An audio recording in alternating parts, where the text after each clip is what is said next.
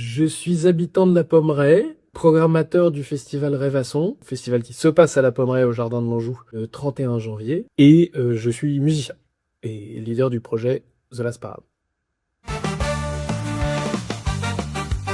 La création officielle, en tout cas la naissance officielle, c'est août 2023 pour la première édition, mais ça remonte un peu. Moi, je suis arrivé à la Pommeraye en 2021, j'ai assez rapidement rencontré l'équipe qui était déjà un peu fourmillante de créer quelque chose comme Rêvasson. J'ai dû les rencontrer en 2022 et ça s'est lancé comme ça, avec un mantra qui nous sied toujours à merveille, qui est kiffer, faire kiffer les gens.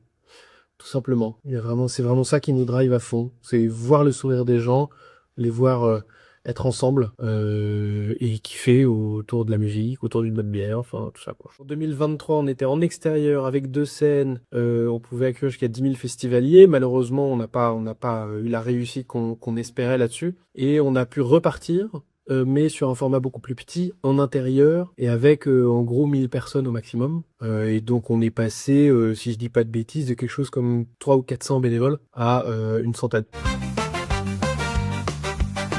Un peu comme l'année dernière, c'est-à-dire que je cherche une tête d'affiche. Là, en l'occurrence, Guise de Trio. Et l'idée après, comme c'est sur une seule soirée, c'est de construire une soirée, un moment cohérent. Il y a quand même 5 heures de live pendant la soirée. L'année dernière, il y avait un début beaucoup plus rock et qui évoluait vers la fin sur un DJ. Là, on est tout de suite dans quelque chose d'extrêmement festif, avec du ska, du pop rock, de l'électro swing, voilà, et qu'on finit après avec un collectif de DJ encore une fois. Question programmation, on se met pas de limite. Après, c'est le bureau de l'association dont je fais partie qui décide. C'est-à-dire que moi, je fais des propositions, je dis voilà ce qui pourrait être cohérent, voilà les infos que j'ai, voilà comment on pourrait faire, tout ça, et après les gens ils disent ouais on trouve ça cohérent, ou t'es vraiment sûr là parce qu'en fait j'ai l'impression que, ou on en discute, et on fait comme ça, il y a quelques allers-retours. Je vais à pas mal de concerts, par plaisir. Donc j'en découvre là.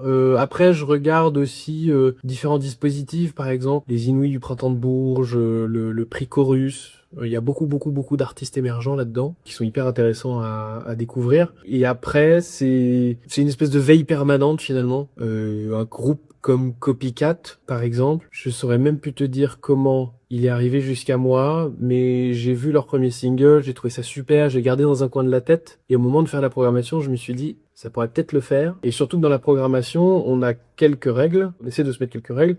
La première étant d'essayer d'avoir une programmation à l'équilibre sur le leadership homme-femme. Et donc typiquement Copycat, c'est 2 cousines, ça tombait pile poil en plus d'être un truc que j'adore quoi.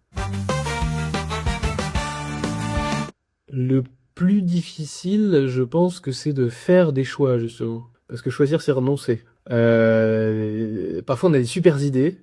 On se dit, ah là, c'est génial. Et puis, on construit. Et puis, on se dit, bah, cette idée géniale. Et là, ça pourrait pas se faire cette année, quoi. Malgré toute la bonne volonté, sur cette soirée-là, il y a 5 concerts, 5 artistes, groupes ou collectifs. Et on peut avoir 20, 30 idées qu'on trouve géniales. Et à un moment donné, il faut choisir. Ça, c'est le plus difficile.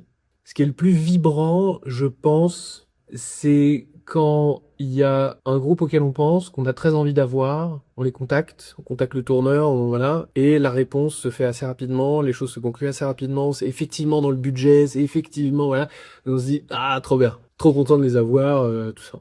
Ce qui est le cas pour tous les artistes là de cette année, même ceux de l'année dernière d'ailleurs, mais il y a vraiment quelque chose de genre ah il y a ça, ça pourrait être génial, ouais ça pourrait être génial, et on y va et on avance et ça se fait, petite victoire et voilà.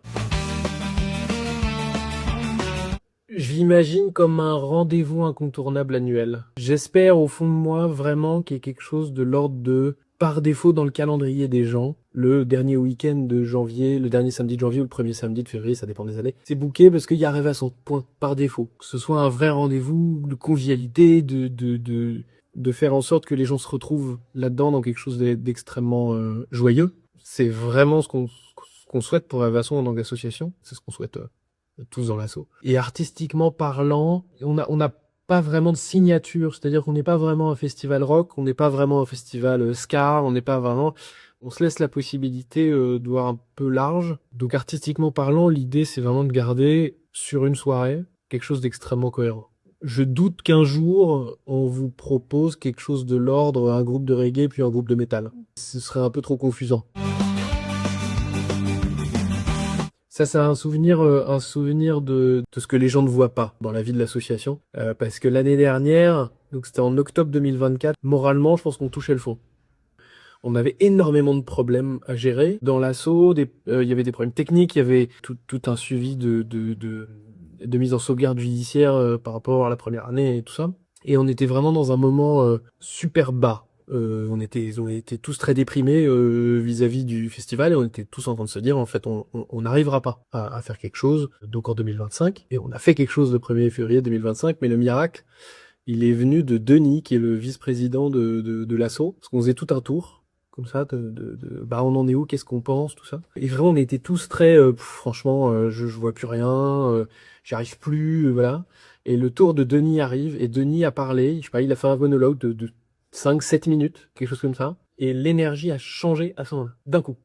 Vraiment, on aurait dit un film américain avec une équipe complètement démoralisée et un entraîneur qui motive tout le monde et l'équipe gagne à la fin. C'est vraiment le souvenir que j'en ai parce que de ce jour-là, 48 heures plus tard, on avait soldé tous les problèmes techniques et en 3 mois, on a monté l'édition 2025 qui s'est passée le 1er février de cette année. En 3 mois, c'est-à-dire qu'en 3 mois, on a recréé tout l'endroit, on a fait la programmation, voilà, on a tout budgétisé et tout ça et on a réussi. C'est un souvenir très très fort d'un moment de bascule, je dirais. Venez à Rêvasson. Venez à Rêvasson, c'est un festival qui se veut très accessible, c'est pour ça que c'est pas cher, parce qu'on est très militant de la culture accessible pour tous. On a vraiment ce souhait d'en faire un rendez-vous annuel par défaut. On a besoin de voir et de savoir concrètement si le territoire a envie de ça. Et pour le savoir concrètement, bah, faut que ce soit plein, quoi. Donc achetez vos billets, foncez, vous allez pas le regretter et ça va être génial.